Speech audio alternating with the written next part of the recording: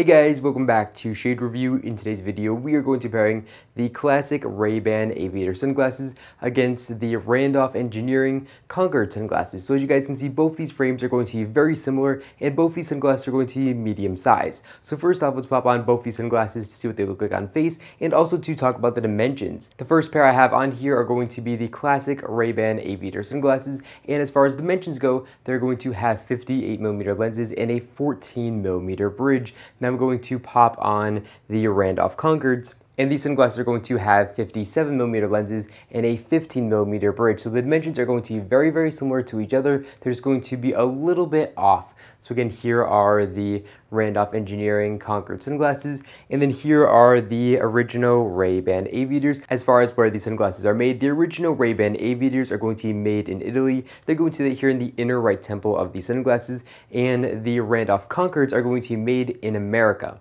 And they're going to say that here in the inner right temple of the sunglasses. As far as build quality goes, the Randolphs definitely have a little bit better build quality, and they're going to be a little bit heavier because of that. The Ray-Ban Aviators are going to weigh 32 grams, and the Randolph Concordes are going to weigh 37 grams. The frames on the Ray-Bans are going to be a gold-like material, but the frames on the Randolphs are going to be made out of real 23 karat gold-plated frames, and because of that, the gold on these Randolphs are just going to pop a lot better than they are going to on the Ray-Bans. As you guys can see here, it's just going to be a huge difference as far as quality goes, and here you guys can see how thin and delicate these temples are going to be. And now I'm going to pop on these Concordes, and here on the Concordes we can see that they're definitely thicker and more substantial than the original Ray-Ban Aviators, and these Randolphs are going to feel definitely more substantial when wearing them on face, and they're definitely going to take a more of a beating than the original Ray-Ban Aviators. The Ray-Bans are going to have a painted on Ray-Ban logo here in the top right corner of the sunglasses. They're also going to have an etched RB logo here for authentication purposes.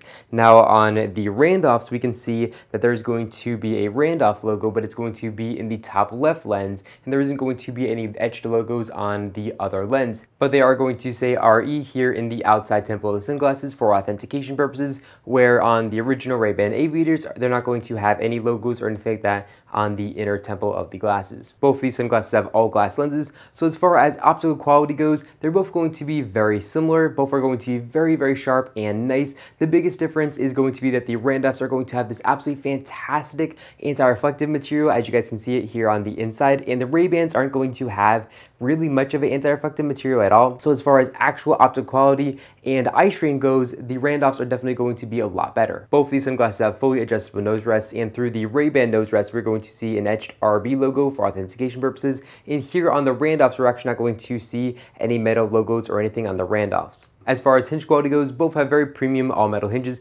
which feel very good when opening up and when closing them. However, the Randolphs are definitely going to feel a little bit better, and they're also much more substantial. They're much larger, and they're going to take a beating much better than the Ray-Bans. As far as coverage from the sun goes, both are going to offer very good coverage from the sun. Here are the Ray-Bans, and there's not going to be a big gap to let sunlight in unprotected up top. And then here on the sides, again, there really isn't going to be a big gap to let sunlight in unprotected here on the sides on the Ray-Bans.